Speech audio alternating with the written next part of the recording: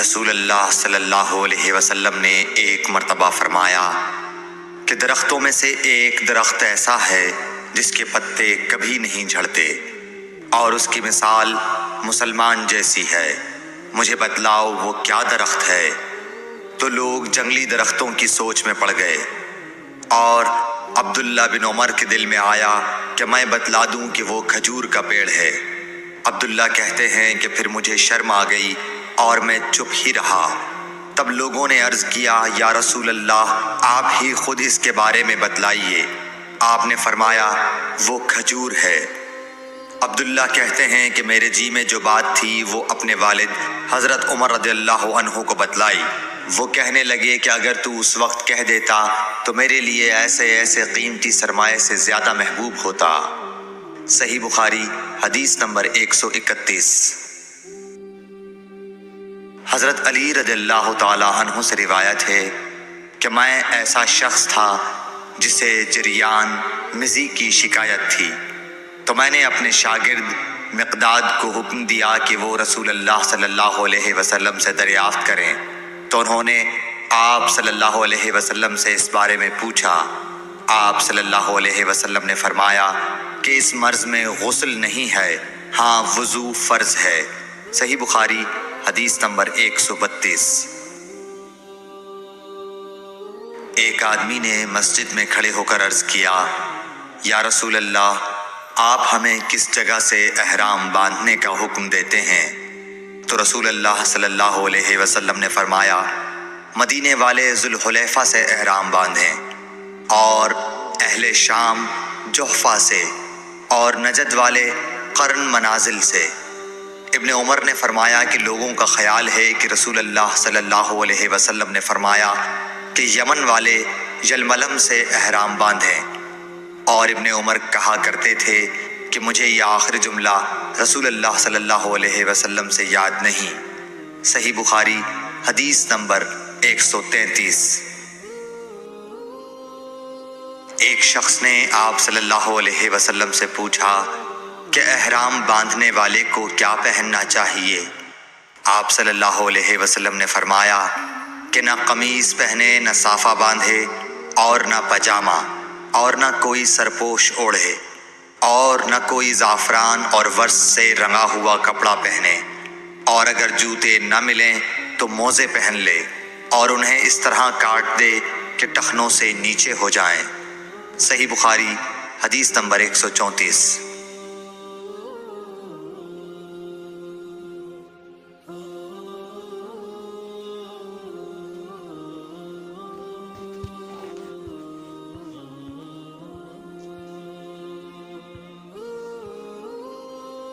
رسول اللہ صلی اللہ علیہ وسلم نے فرمایا کہ جو شخص حدث کرے اس کی نماز قبول نہیں ہوتی جب تک کہ وہ دوبارہ وضو نہ کر لے۔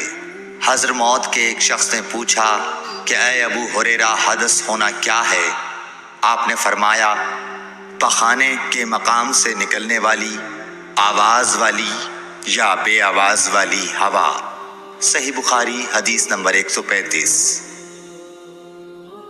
رسول اللہ صلی اللہ علیہ وآلہ وسلم نے فرمایا کہ میری امت کے لوگ وضو کے نشانات کی وجہ سے قیامت کے دن سفید پیشانی اور سفید ہاتھ پاؤں والوں کی شکل میں بلائے جائیں گے، تو تم میں سے جو کوئی اپنی چمک بڑھانا چاہتا ہے تو وہ بڑھا لے، یعنی وضو اچھی طرح کر لے۔ صحیح بخاری حدیث نمبر 136۔ رسول کریم صلی اللہ علیہ وسلم سے شکایت کی گئی کہ ایک شخص ہے جسے یہ خیال ہوتا ہے کہ نماز میں کوئی چیز یعنی ہوا نکلتی معلوم ہوئی ہے۔ آپ صلی اللہ علیہ وسلم نے فرمایا کہ نماز سے نہ پھرے یا نہ مڑے جب تک آواز نہ سنے یا بو نہ پائے۔ صحیح بخاری حدیث نمبر 137۔ نبی کریم صلی اللہ علیہ وسلم سوئے یہاں تک کہ آپ خراٹے لینے لگے، پھر آپ نے نماز پڑھی، اور کبھی راوی نے یوں کہا کہ آپ صلی اللہ علیہ وسلم لیٹ گئے، پھر خراٹے لینے لگے، پھر آپ صلی اللہ علیہ وسلم کھڑے ہوئے، اس کے بعد نماز پڑھی، پھر سفیان نے ہم سے دوسری مرتبہ، ابن عباس رضی اللہ تعالی عنہ کہتے تھے کہ ایک مرتبہ میں نے اپنی خالہ ام المومنین حضرت میمونہ کے گھر رات گزاری تو میں نے دیکھا کہ رسول اللہ صلی اللہ علیہ وسلم رات کو اٹھے۔ جب تھوڑی رات باقی رہ گئی تو آپ صلی اللہ علیہ وسلم نے اٹھ کر ایک لٹکے ہوئے مشکیزے سے ہلکا سا وضو کیا۔ عمرو اس کا ہلکا پن اور معمولی ہونا بیان کرتے تھے اور آپ کھڑے ہو کر نماز پڑھنے لگے تو میں نے بھی اسی طرح وضو کیا جس طرح آپ صلی اللہ علیہ وسلم نے کیا تھا۔